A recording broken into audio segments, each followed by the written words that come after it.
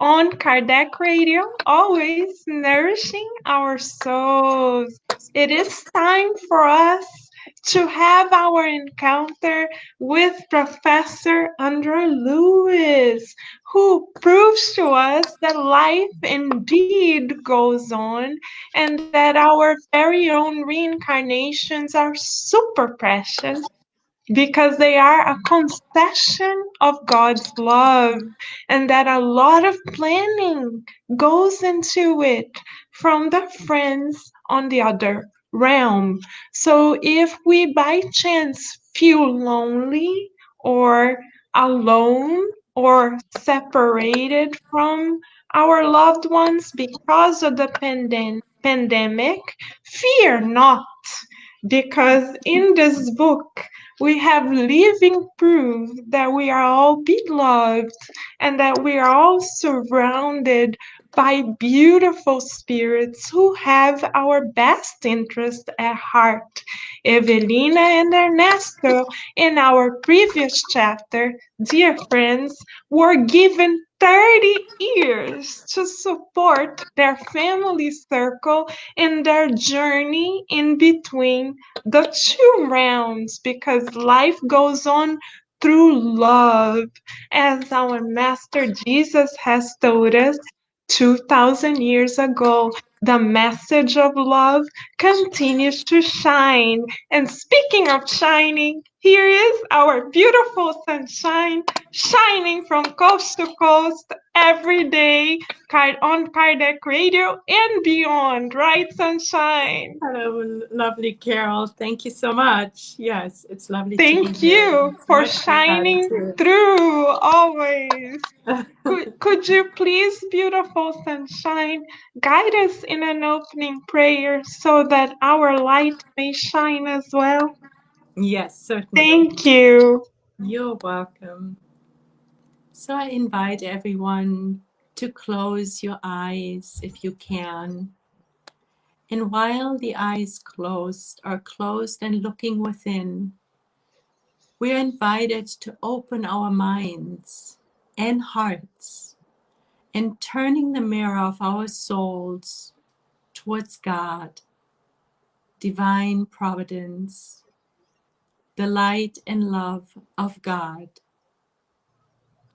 And we're opening ourselves up to the new teachings coming through this morning, helping us in our inner transformation of always seeking the good more, visualizing the good more, feeling the good more, and molding it with all the resources we have every single day, strengthening ourselves in the divine light, through the divine light, with the divine light, joining forces with the good spirits, with Jesus, our guide and model, and Mother Mary, who dedicating her life to helping those souls who are suffering the most.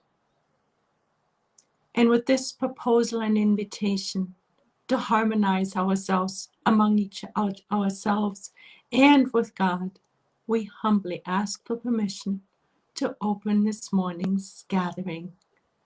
And so be it. So be it. Thank you, beautiful sunshine. Thank you, Let us Karen. say hello to Gabriel Inácio. Hi, Gabriel Inácio. Hello, Gabriel. Thank you. We are feeling blessed by your presence, too, beautiful child of God. Thank you for joining us. So, today, beautiful friends, we are going to focus all of our attention on chapter 23.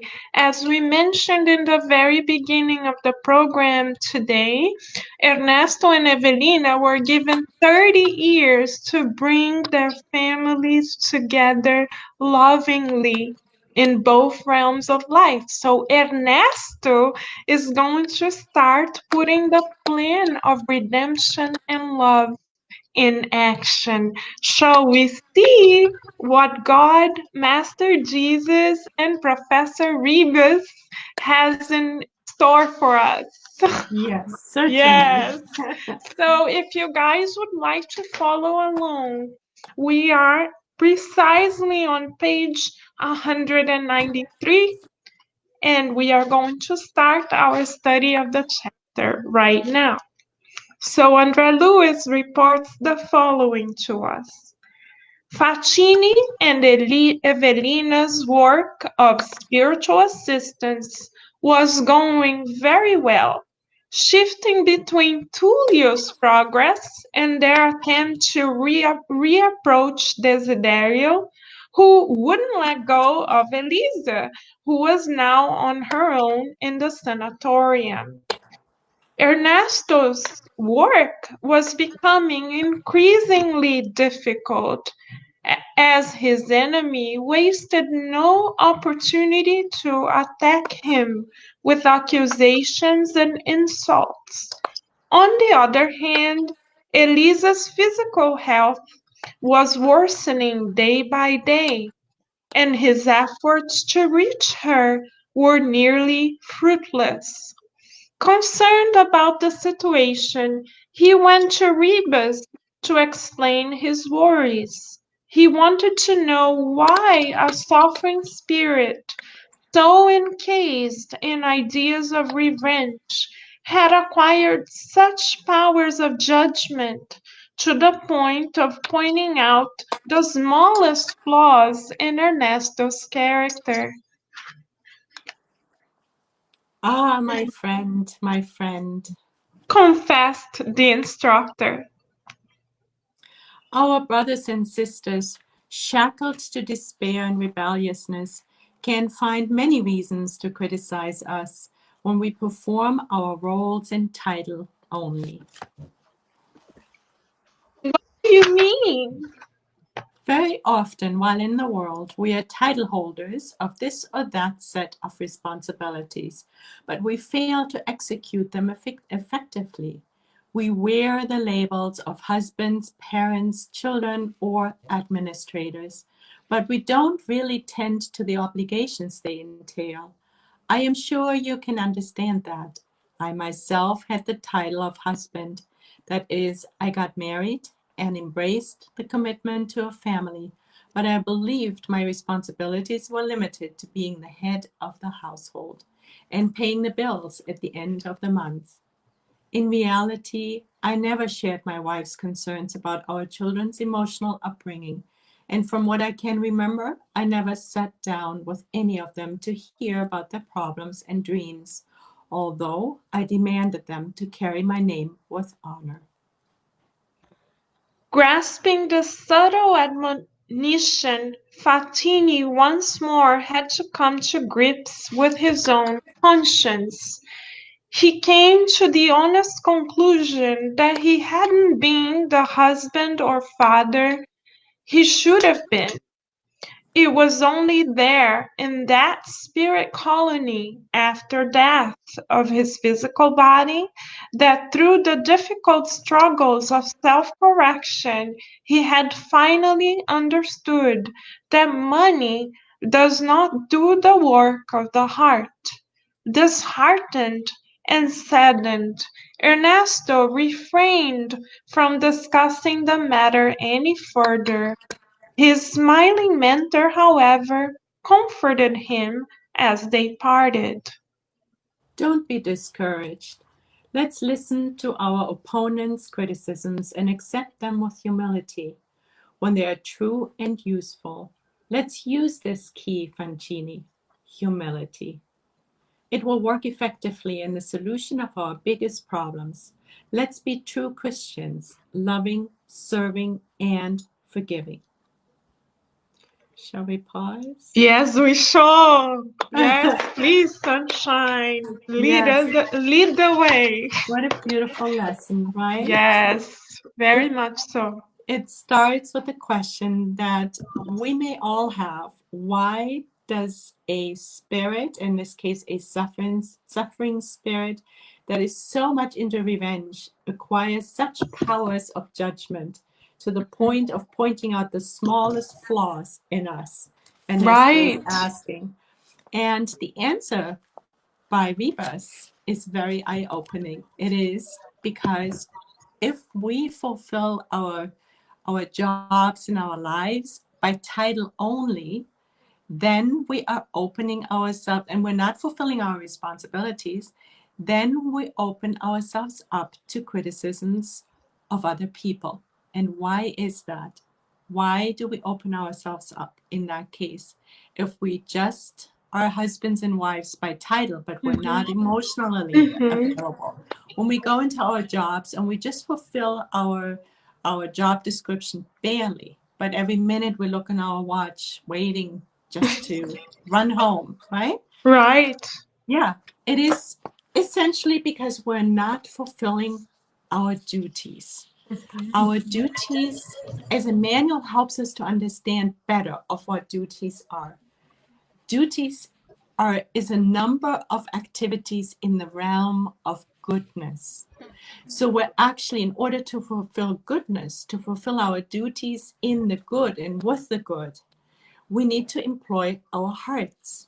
And that is exactly what Ernesto didn't do in his life. And Right. Desiderio, for that matter, didn't either. So both of them, but right now we're talking about Ernesto, did Mhm. not fulfill did not fulfill their duties. What happens if we don't fulfill our duties with love, doing the good? We create feelings of guilt.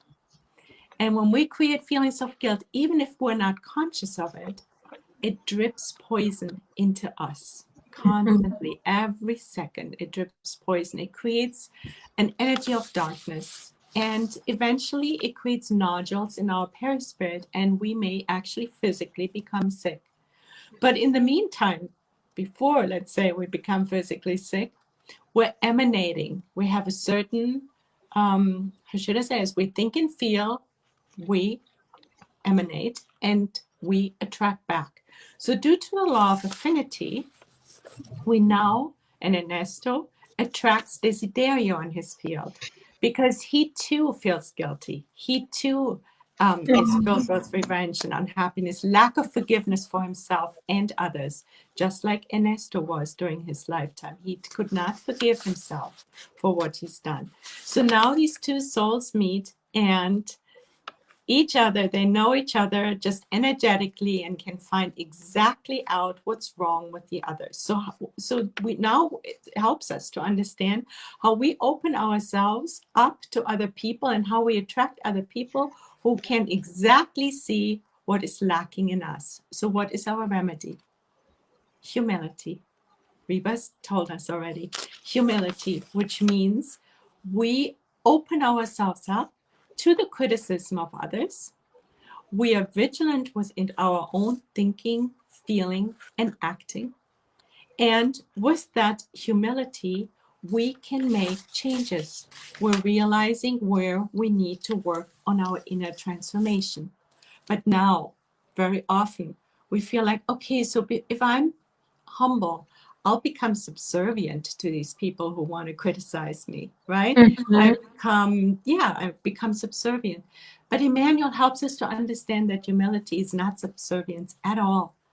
It is simply humility is lack of attachments, lack of attachment to our egos, lack of attachment to our selfishness and pride. Because once we're humbling ourselves and seeing our wrongs, we can actually do the first step, start off with our regeneration. And what is the first step of our regeneration? It is repentance. It is admitting to ourselves and God that we have done wrong. That doesn't mean we need to beat ourselves up, but at that very moment, spirits on high will help us in our next steps to undo our past wrongs. Now, there's one more thing, and that is that we all have a tendency to project ourselves onto others, right? Mhm. And so sometimes it's hard for us, maybe, to discern what's really true criticism of us and what isn't. And of course, it's not just on the receiving end, but also on the giving end, because we are guilty of it too. So it's like a two-way street. And in that, there is this lady, you may have heard of her, Byron Katie. She Mhm. did the 4 questions. So it is actually a very beautiful way to discern whether our opponents are really giving us some information that is very vital for our inner transformation, or Mm-hmm. whether we don't need to take it on. Her first question is, if I say, let's say an example, I say, the president is ignorant. And then Mm-hmm. she says, is that really true? And oh, yeah, yeah, I'm totally convinced. This, that, and this, and the other is the answer usually, right? But then she asks, can you really know that that is true? Can you really, really know? Can you be sure? And I have to say, no, I can't be sure. I have to really go in and admit that I can't be really sure. So then we ask ourselves, how would we feel if we held on to that thought that the president is ignorant? Well, we get all agitated, right? Angry and very upset. And it's not good for our health to feel that way. But then we ask ourselves, how would we feel if we dropped that thought that the president is ignorant? And if we drop it, we become all serene. We become really happy. We become calm. We feel Mhm. so much better, like a burden lift off our shoulders. And Right. now the very interesting part, the healing aspect happens, which is why when most people click the pause button, say, no, no, this is not for me, Sandra. That is the turnaround. The Mhm. turnaround now is, if I say the president is ignorant, what is the turnaround to that? Right. I am ignorant. I Ah, am ignorant. And that's right. when most people throw the towels at, okay, I've heard enough. Please Right. stop.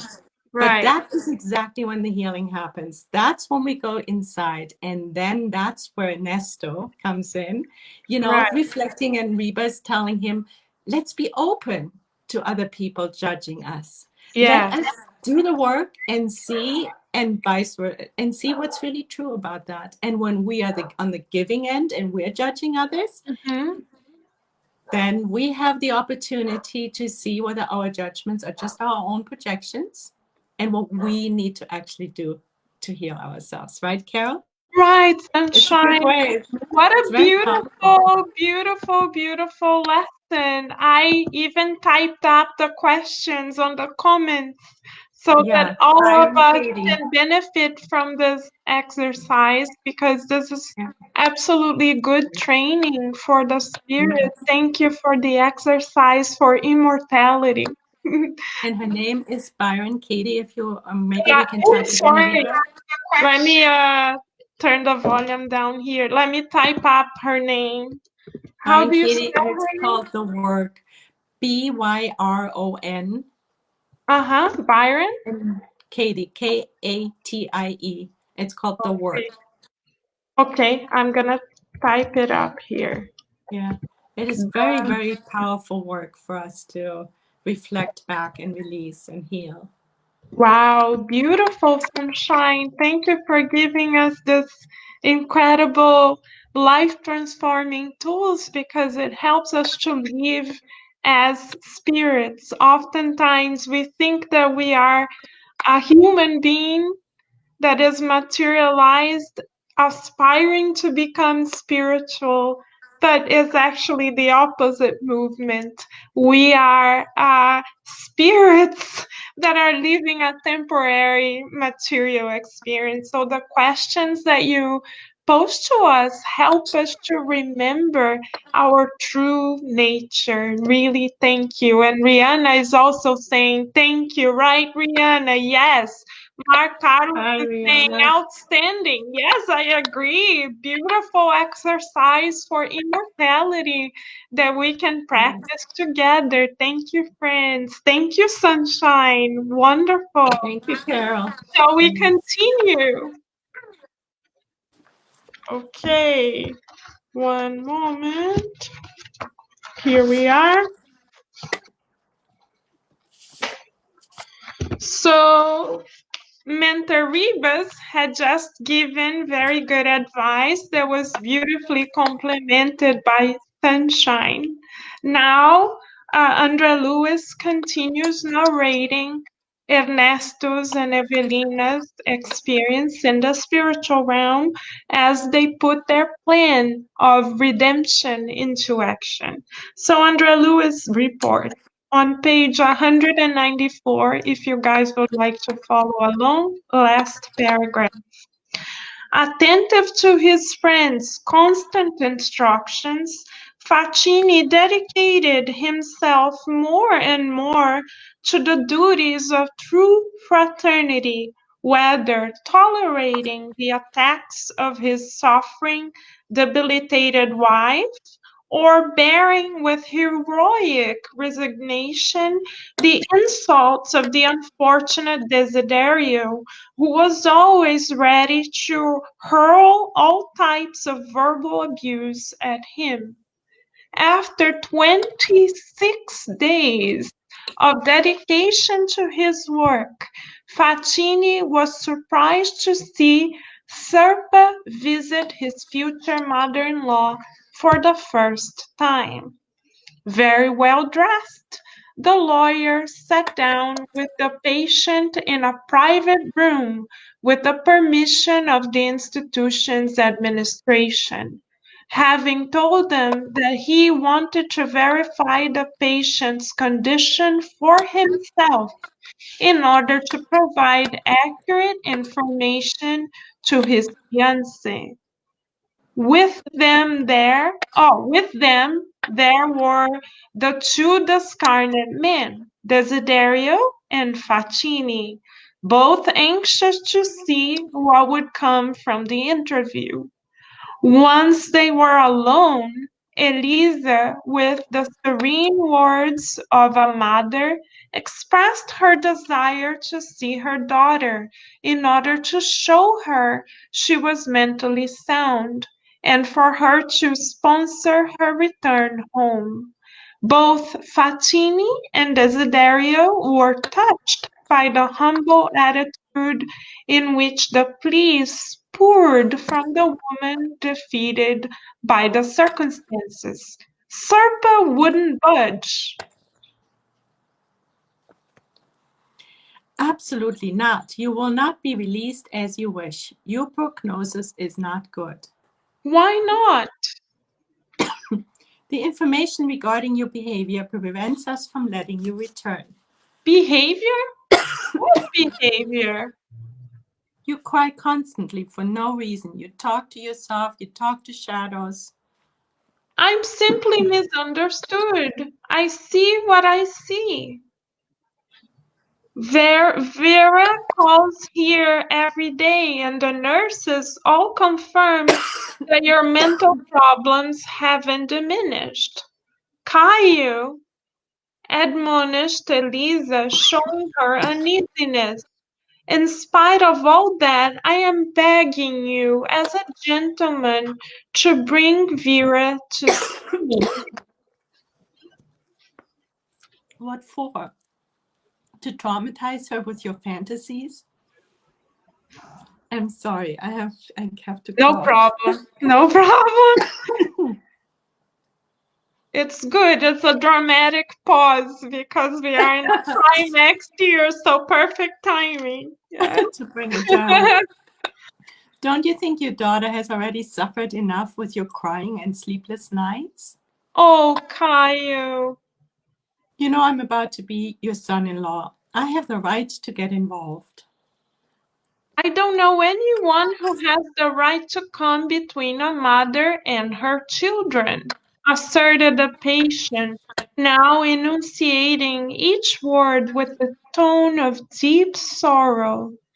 I haven't complained about your meddling in the affairs of my house to the point that I can't even write a simple check, Don't whine about it. blurred Caio aggressively. I became your trustee because your daughter wanted me to. I have enough work already and I wouldn't have come here on my own to help you. I'm not complaining, and I'm depending on your honesty to look after my daughter's interests. What are you getting at?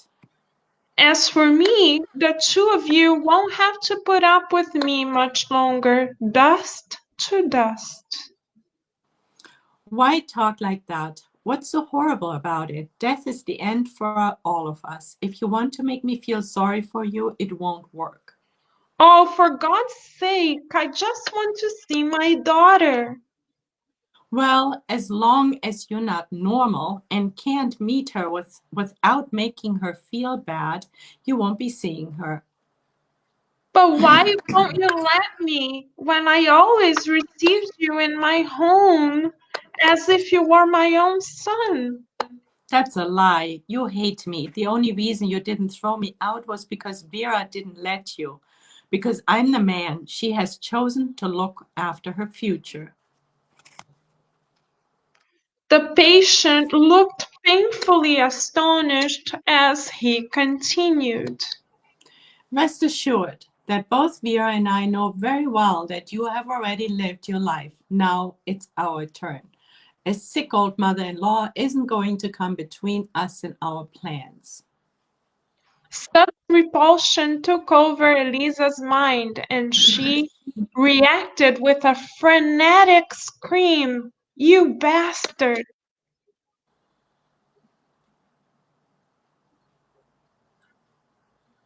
It's the narrator. Oh, I'm sorry. I got so involved with the scream that I forgot about the narrator. So here comes Andrea Lewis. Thank you, Sunshine. Upon Elisa's indignation, Desiderio, the discarnate spirit, who is in fact controlled, in control of all of her faculties, took command of her mind, and the crisis progressed overbearing and terrible. Possessed, Eliza attacked the visitor with the intention of strangling him in a fit of uncharacteristic swearing. Shall we Shall we? pause? Yes. So, dear friends, we see here a clear cut case of obsession. What is obsession? If we are wondering, that's a very valid question. In the Spiritist science, we learn that this is a scientific term coined by Kardec himself that refers to persistent negative influence of another mind upon ours or of our own mind upon someone else. So Kardec in the Spirit of Science shows us there are three levels of obsession: simple obsession, fascination, and subjugation. What is simple obsession, we may wonder? Simple obsession is when we simply engage in sending what we may refer to as mental darts to another person. And you may be wondering, but Carol, I'm peaceful. I don't send mental darts. I don't have a weapon. I'm for peace. And yes, I'm sure you are correct. But sometimes we engage in these mental battles without even knowing. For instance, allow us to give ourselves, all of us, some examples since we are learning together. I can engage in a mental battle even with myself. As I am getting ready in the morning, I can look at myself in the mirror and say, why do I have this birthmark here? I wish I could take it away. It doesn't belong there. I'm not the same as everybody else. Why has God given me this? I wish I could make it disappear. So if I treat myself like this, I am self obsessing because I'm giving myself a shower of mental mud. And instead of looking like divine little ray of light, which is what we all are, I look like mud spiritually because I am punishing myself. So instead of taking my heritage as a child of God and allowing my little tiny speckle of light to shine, which we all have, according to our Master Jesus, I cover myself in mental mud because of the mental dark. Every mental dart is a sprinkle of mental mud I shower myself with. And how do I go from there to fascination? If I get so concerned with this little mark here that I have to have plastic surgery, and I don't stop treating it for 10 years, and my whole life evolves around it to the point that I don't want to get go out my own home because I need to cover it. Then I lose my willpower. I can no longer discern. And in this case, I am fascinated. In what other circumstances may this happen? When we engage in addictive behavior, for instance, let's take a common socially accepted addictive behavior, which is drinking alcohol. How does it start? It starts with the so much celebrated quote unquote happy hour. We numb ourselves with one little taste of alcohol and we say, oh, this is nothing, nothing at all. But then all of a sudden, we become dependent on numbing ourselves in this way. Why? Because then we connect to other minds, power of association, which also or who also want to numb themselves in this way. Would you like to see what that's like? If we go to the book Sex and Destiny by Andre Lewis, we see one of the main characters, Claudio, drinking whiskey because two other spirits are there wanting to drink as well. So he drinks for three. And he becomes so dependent on this habit because of his mental attunement that he no longer can control himself and make decisions of his own. Much like Elisa. Elisa can no longer control herself or make decisions of her own. She cannot see where she is and where the other person begins. This is fascination. Subjugation is when the person, the spirit, takes over even our choices of words and actions, as if we were a puppet in that spirit's hands. But you may ask, and rightly so, where is our free will in this scenario? Our free will is there. It is because of our free will that we connected mind to mind with that spirit. And because we feel comfortable with that vibration like a magnet, as Sunshine explained to us, the subjugation or fascination takes place. So let us rest assured that the fascination or subjugation or simple obsession is taking place primarily because we gave the other person our mental key. So let us ask ourselves, therapeutic question for all of us, who is paying rent in our mind? Who is renting our mental space? Because whomever is renting our mental space is a sign of the connections that we are making, that we are attracting magnetically, as Sunshine explained. And as Dr. Vanessa Anceloni explained to us yesterday, as we produce thoughts and feelings, we make mental pictures. So, therapeutic question number 2 for us. Number 1 was, who is renting mental space in our mind?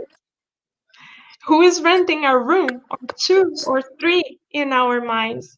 Therapeutic question number 2, what kind of mental pictures are we hanging around our living space? Aside from the pictures that we may already have as decoration, we also have our mental decoration. What kind of mental decor are we imprinting in our home? Because that will also open the door to other minds to connect with us. Elisa opened the door for Desideria to connect to her.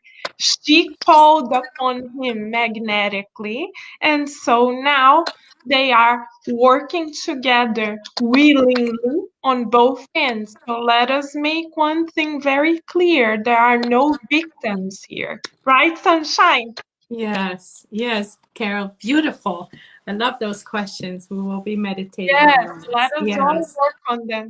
yeah, to Right? really go inside. Yeah, and Yes, understanding how obsession works in all its different shades, right?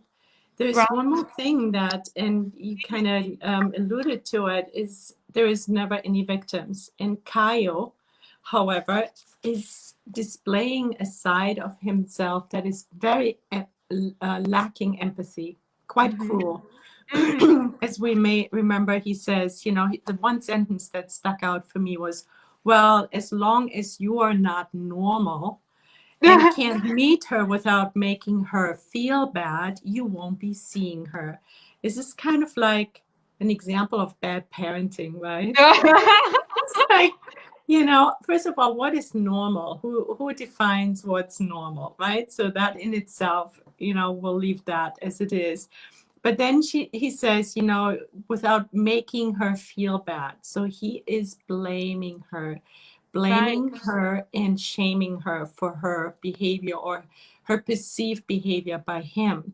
So the right, minute we are lacking empathy, it means that we are just seeing ourselves. It's a selfish act. It is right, not being able to put ourselves in the shoes of other people, which is something that we need. What do we need for again? That's the key that Rebus talked about earlier. It is humility. We need right, to step back and see how is somebody else actually feeling? What are they thinking? What are they experiencing? And right. it's a form of love. It's a form of brotherhood and sisterhood. Humility and empathy with that is the ability to understand. And the key ingredient is humility. Right, So the key ingredient for empathy and understanding, which is a form of empathy, is humility. It is true brotherhood. It is helping progress. It's supporting progress. Only a true adult, Jesus of course was one. He displayed true empathy to everyone all the time, even to his persecutors, right? hmm Um, we need to we need to learn to be adults. That means we take responsibility for our thoughts, our feelings, our words, our actions. And we never say, Carol, you made me feel happy or unhappy. right, Because we always have a choice, just as you explained with obsession. There we have to allow the spirits in. The same thing here is nobody can make us feel anything. We must allow it so that we can feel it. One person, and it's actually an interesting test that was once conducted, they put 10 people next to each other, and every person was told, you're making me feel sick. And every person reacted to it differently. Why? Because we can't make anyone feel a certain way. It is our choice. So for us to boost our adult is to take responsibility for our choices, that we allow ourselves to feel a certain way and that we cannot make anyone else feel. And the other thing is, what was let me see.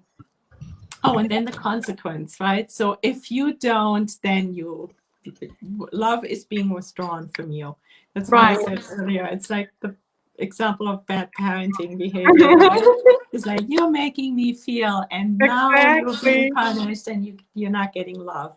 So it is really just to summarize, it's just really important for us to be mindful, to be empathetic, to be understanding, to be kind, and to take responsibility for everything that we're thinking, feeling, and expressing.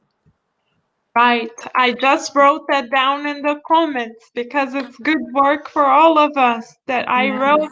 I really. summarized what you said. I wrote, we have the power to choose our thoughts and feelings in order to boost the adult in us. Yes. And the English language makes it very easy with this expression, you're making me feel or you're making me do, Mm-hmm. to boost the victim in us. Right. Because right now, at that moment, when we say you're making, I'm pointing the finger, but three fingers are pointing back at me, not Beautiful. realizing that I have the power. I'm Mm, the responsible party, right? So it's beautiful. really important for us to observe the language we're using because it either boosts our adult or our child's psyche. Right. Yes. I'm writing that down as well All right. so that we can all remember to practice these exercises. Thank you, Sunshine. Yeah. Beautiful Thank ways you, Rebus. of boosting our souls for immortality. Thank you. Yeah. And Yes. thank you, Professor Rebus, and thank you, Andre Louise. Oh, absolutely. They are Mm, incredible. Shall we exactly. continue? Yes. Uh-huh. Uh, so then Andre Lewis says Serpa retreated in unconcealed surprise, making room for a nurse who restrained the widow, while at the same time Ernesto, on an impulse, put a stop to the obsessor's unruly behavior. Order was reestablished. The nurse on duty was helped by two others to take Elisa back to her room, and then she came back to apologize. Don't worry, sir. It was a crisis like so many others she's had. She'll get over it, I understand. replied Kyle politely. Donna Elisa has always treated me like she was my mother. Poor woman. Her nerves are really shot. While the two were talking, Fantini fraternally held Desiderio back with the help of other Descarnet working in the sanatorium. One of them suggested the agitated aggressor be confined, while others stated that ever since Elisa had arrived, Desiderio had been a helpful and quiet companion for the patient, who found in him both a support and a friend. Upon hearing allusions to possible confinement, Evelina's father saw that he could face the possibility of losing his beloved Elisa. So he settled down. With the intent of reassuring the Descarnet guards, Ernesto took advantage of the opportunity and introduced Fantini as his dear brother, pointing out that he had lost control due to certain family difficulties, that he, Fatini, was there for the sole purpose of helping him get rid of any destructive memories. The guards left. Ernesto invited his rival to follow him. Desiderio assented, and the two of them sat on a large bench in the nearby garden. Desiderio was weeping in anger, bared as he had been from beating the lawyer as he had wished. Did you see how vile he is? He exploded, looking at Fatini with less hate. I don't know why I haven't put an end to that bastard. First he murders a colleague, then lawyer Tullio Manzini, then he kills my daughter bit by bit. Now he wants to destroy Lisa after shamelessly destroying her money. Ernesto looked at him kindly and said, Desiderio, forgive us for all the evil we've done to you and listen to me. Calm down, for God's sake. I'm not asking you this for us, but for Lisa, whom you love so dearly. Right now, the only thing I want is peace between us. Compose yourself so we can face reality. I can tell you that our patient is at the end of her physical endurance. I'm somewhat aware of that fact. replied Desiderio, a little less hostile, displaying his willingness for agreement and understanding for the first time. but I'll fight like a bull to defend her. I'll give her my strength, my life. My soul is hers, just as the body in which she breathes is my body. We live in the same cell of flesh. We think with the same mind. Wow. Just This like is you a explained, right? The beautiful example. explanation of subjugation. They Yes. are thinking with the same mind because they both allowed for that to happen willingly, even Yes. if it doesn't seem as though the will is playing a role. It is indeed. Right, Sunshine? Exactly, Carol. Beautiful. Yes. So Thank God Fatini agreed humbly. that I have come to understand that this is how it is and how it should be. And revealing the high degree of selflessness he was in the process of acquiring, Fatini continued. When you spoke to me with fraternal sincerity on the first day we met again, I saw that Elisa had found in you the support she needed. And believe me, the only thing I want now is to see her happy with you. I know for a fact that our patient won't be in her physical body much longer, and today's shock will certainly take its toll. Ah, that despicable Caio. No, Desiderio, don't be like that. I beg you to be patient and tolerant. Shouldn't we be tired of rebelliousness and hatred? For my crime of trying to kill you, I spent my earthly existence in bitter remorse, constantly trying to run from myself and wasting the best years of life in the world of men. And you, my friend, for not having forgiven me or our friend Amancio, you have been living in the cruel world of tribulations, reserved for impenitent and suffering spirits. Why couldn't Elisa's flood of tears spell the end of our foolishness? A sacred truce. Soon she'll be delivered from physical pain. But what about us, my friend?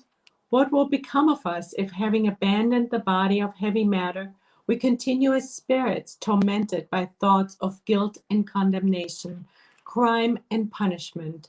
She will depart. Shall we Wow, pause? we shall pause. Please, Sunshine, lead Yes. the way.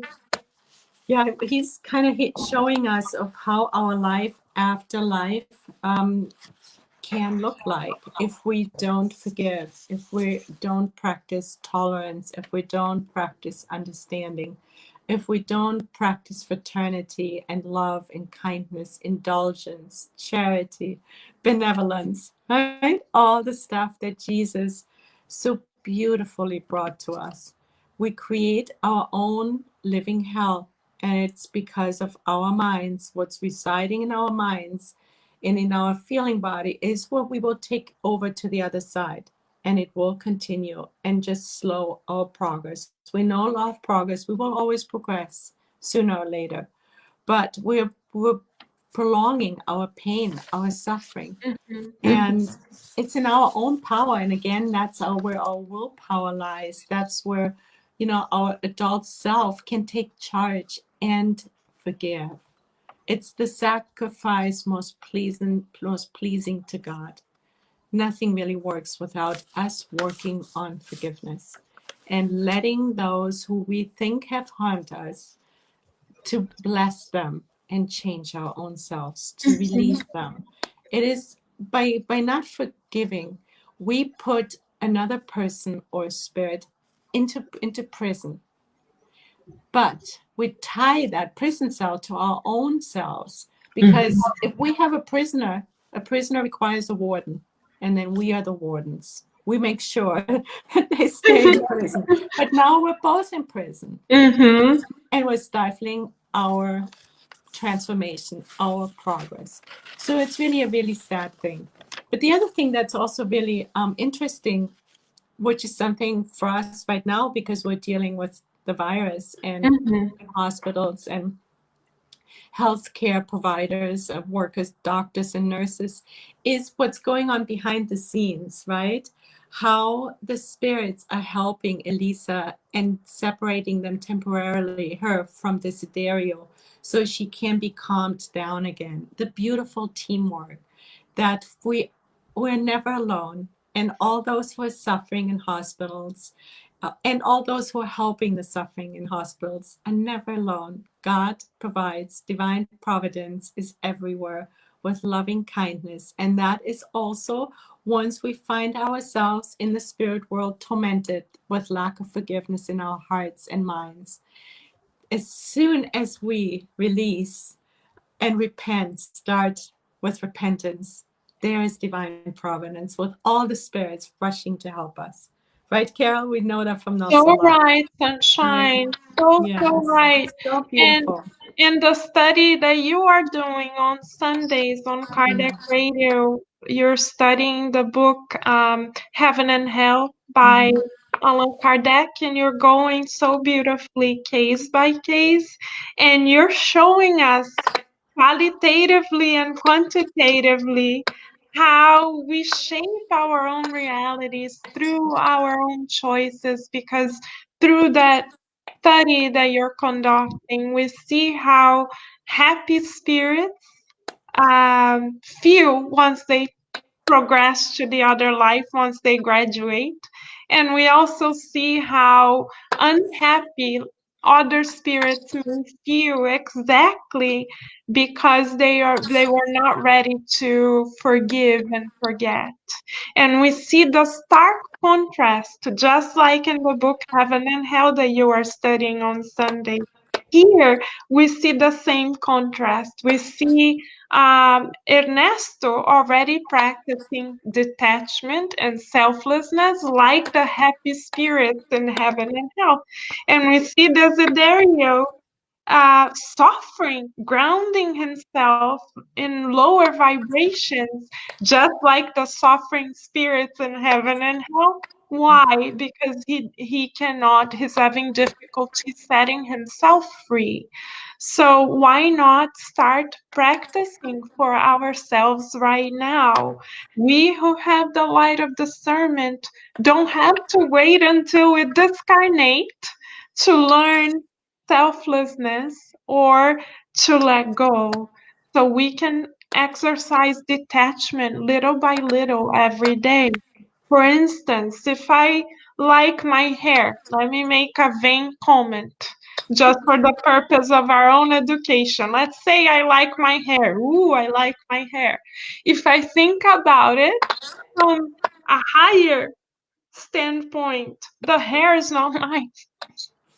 My voice is not mine. Everything that I call mine temporarily is not mine. Even this personality is not mine.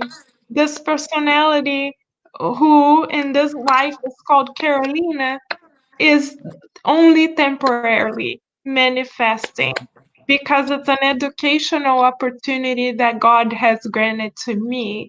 At a certain point, this personality is going to be history, gone, bye bye. And only the spirit shall remain. And even the spirit isn't mine per se because I didn't create myself. So if I do this exercise, I notice little by little that everything is God's. That everything that I see that society would label as mine is but a concession of God.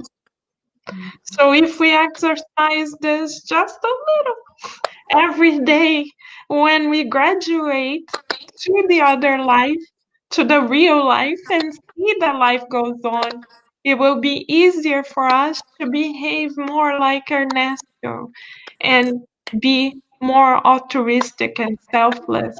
So why not practice now? Right, sunshine? Yes, Carol, Yeah. beautiful. It's just the process of dematerializing, Yes. lack of less attachment to matter, which is also the dematerialization of our perceptions is really important, which means that we see other people's actions under the light of a wounded soul. So we're Mm-hmm. now treating someone who is perceived is perhaps hurting us, or we think is hurting us.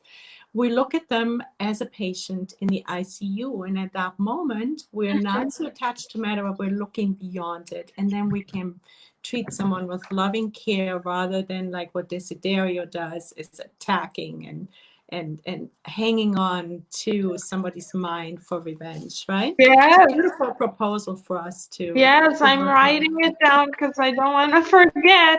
Yeah, yeah. And it's a Yes, daily practice, right? For us yes, to see the wound of the soul, just treat the wound of the soul, first recognizing it and then treating it just like a physically wounded person. right, right, yes. Yeah, Practice compassion. yeah, Others may be wounded souls. yeah. Beautiful. Yeah, we often, when it comes to the wounds of the soul, we become rather vicious. But when Right, somebody is physically wounded, we get it because we're yes, still material, right? And yes, that's exactly. what you said. It's like stepping back and looking beyond matter. Yes, thank Yeah, you, Sunshine, yeah. for the Thank beautiful you. exercises. We Yes. are Thank you. definitely Yeah. in the gym of the soul. Thank you. I feel like we are all developing muscles for immortality. Let's lift. Woo, woo, woo. The weight is getting heavier and the muscles are getting stronger. Thank you, Sunshine, for the Thank you, exercise Carol. routine. Yes, lifting weight for immortality. Right. Right, so we shall continue here. Um, it says Desiderio. Isn't that where we are, Yeah. Sunshine? Page Mm-hmm. 199. Mm-hmm. Desiderio, all our protests against the forces of life are useless.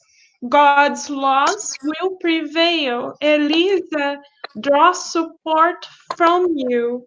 But she also loves her daughter, and knowing that she's being kept from her tenderness, she unconsciously longs to die, a wish that will occur more quickly since she has become certain of Serpa's unfortunate conduct. The poor woman will of course dwell on the thought of this carnation, believing it to be a direct means to your company. However, the unforeseen will happen. Death will place her directly opposite to you. She doesn't have your mental structure or your willingness to remain around here. Certainly, today she resents her son in law, but tomorrow she will be able to absolve him and vouch for him before the messengers of the higher life through her prayers. Despite her irascible temperament, she doesn't hate anybody and has never shown any inclination for revenge. Desiderio sat on the ground with his head in his hands and wept in great despair. Forgive, my friend. Forgive all of us in your compassion, including Caio. N- Never, never. I'm the one who acknowledges the injustices we perpetrated against you. I am the one who can see the nobility of your heart.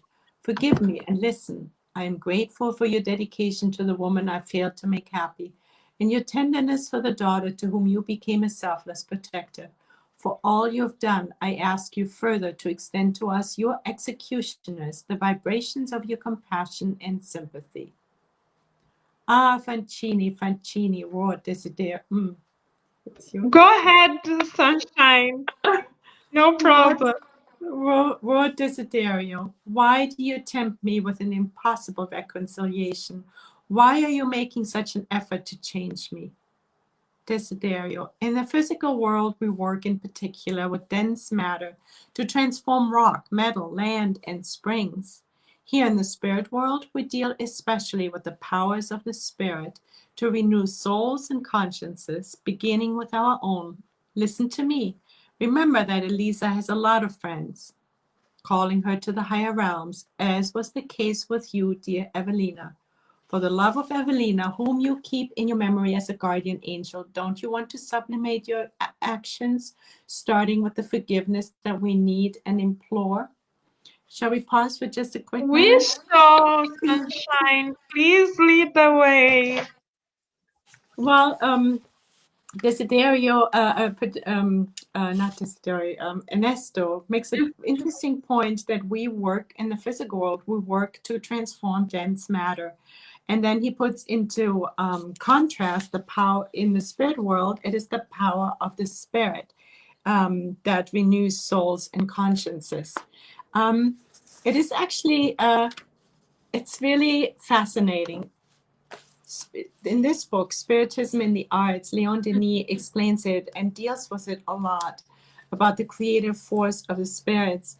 He says right at the beginning of the book, on Earth, the human intelligence has been able to subjugate the brutal forces of matter to overcome their resistance, their hostility, to enslave them to their needs and even to their fantasies. But in the spiritual plane, creative power asserts itself with all the more power since the fluidic matter is much more subtle. And therefore, all the difficulties of earthly work disappear.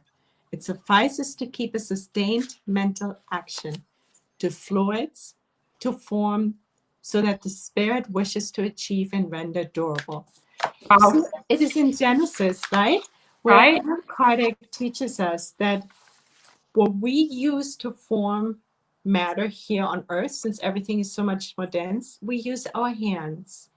And of course, the hands are the extension of our minds, our willpower, right? So that's kind of overriding. But in the spirit world, it is the mental forces, strictly speaking, that induce themselves on the universal cosmic fluid.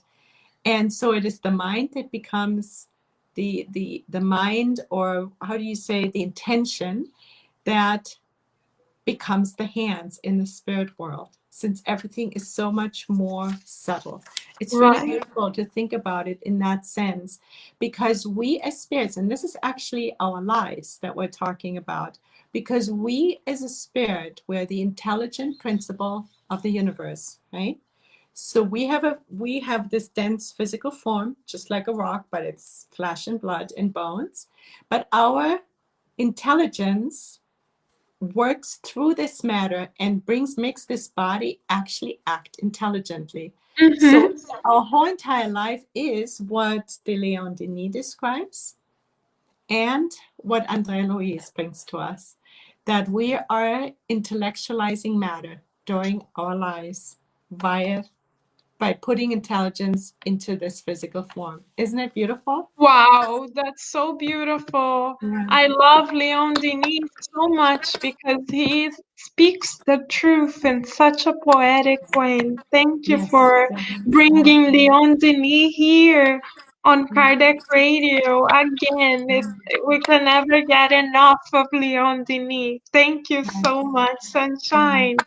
And Yes. we can all think about how is it that we are using the hands of the spirit, meaning our thoughts, to create, co-create with God, right, Sunshine? Yes, Carol, it's beautiful. Yes. Yes. Shall So we it's a lovely continue? proposal. Yes. Yes, beautiful proposal from Andre Lewis.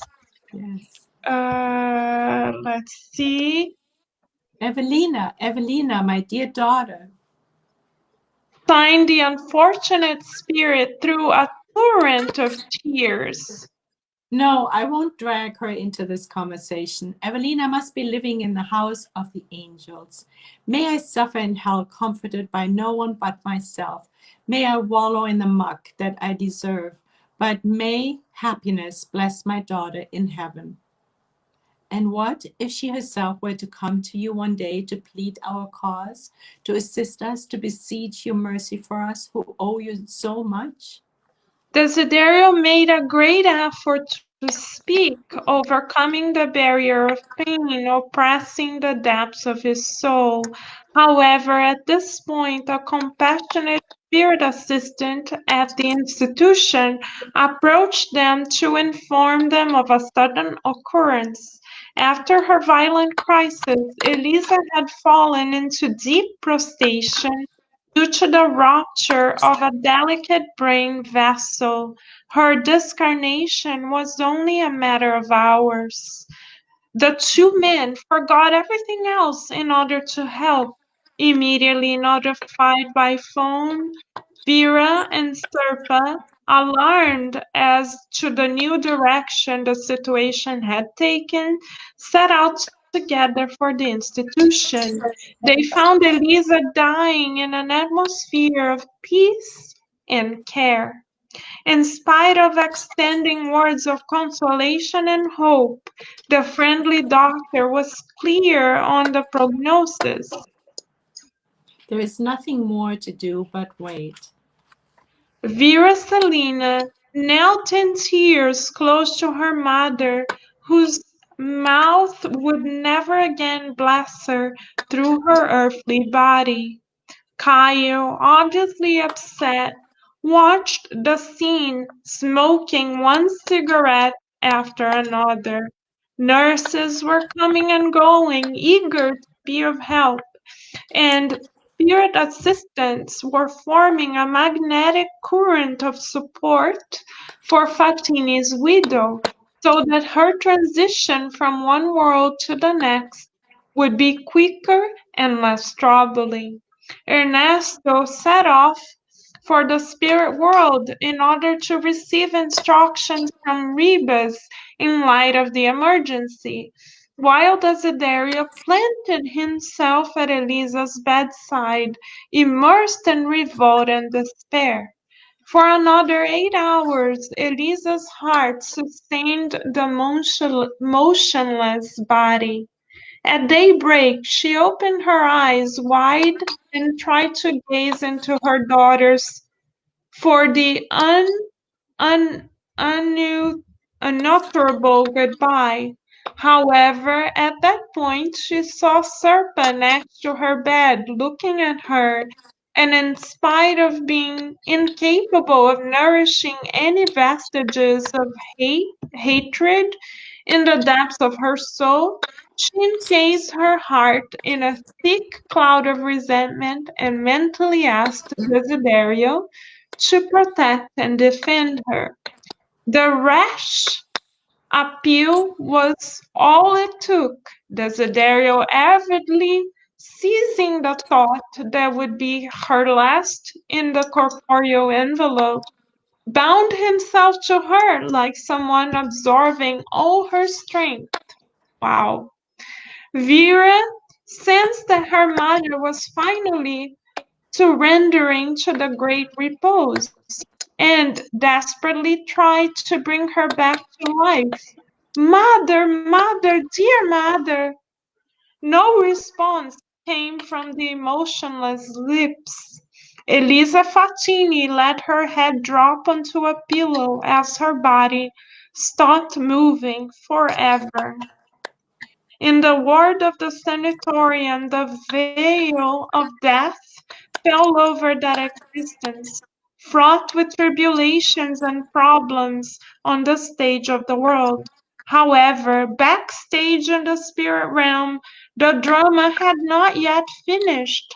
Bound to the deceased by the force of her final desire, Desiderio burned in flames of hatred, held one of Elisa's hands in his own, preventing her from leaving. Though only half conscious, Elisa perceived that she was tied to him and shackled to her corpse as she heard her unfortunate companion saying over and over again that he would never leave her. Wow. So we see once again here, dear friends, how the process of obsession and subjugation takes place. It was Elisa's final desire, which offered Desiderio the key to literally attach himself to her.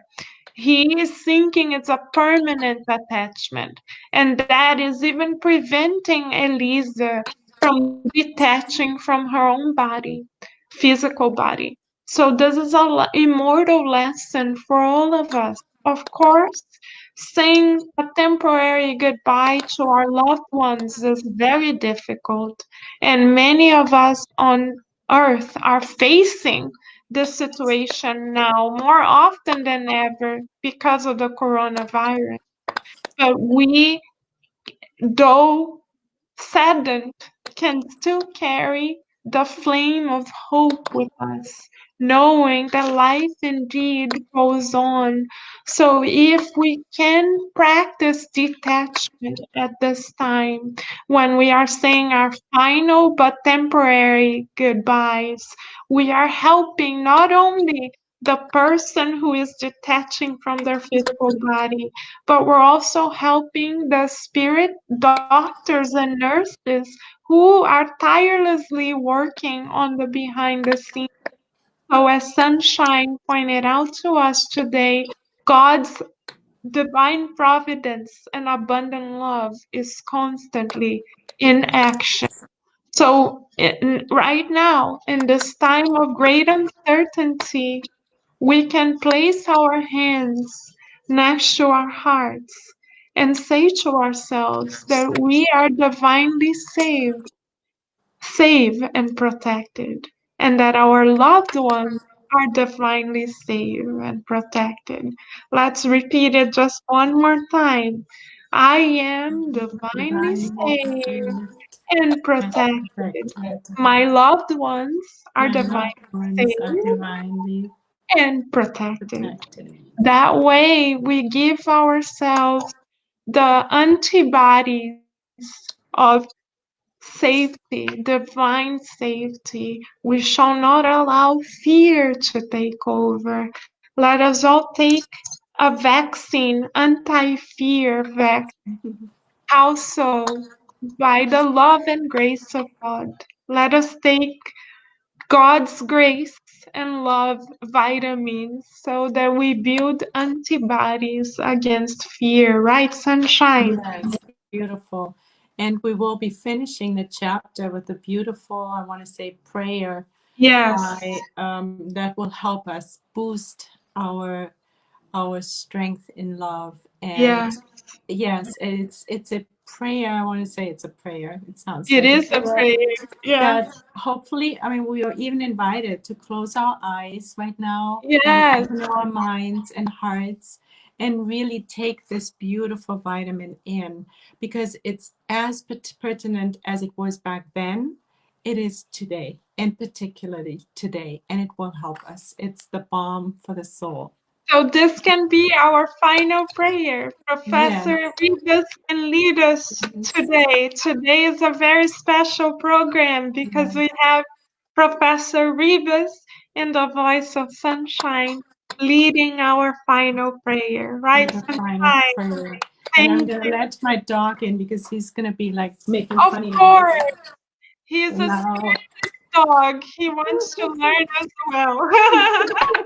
Thank you, so Sunshine, too, yeah, thank for you. voicing Professor Rivas's Yeah. beautiful.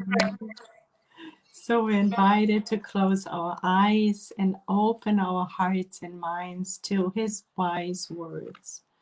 Brothers and sisters on the earth, in the midst of the tribulations of human existence, learn to tolerate and to forgive.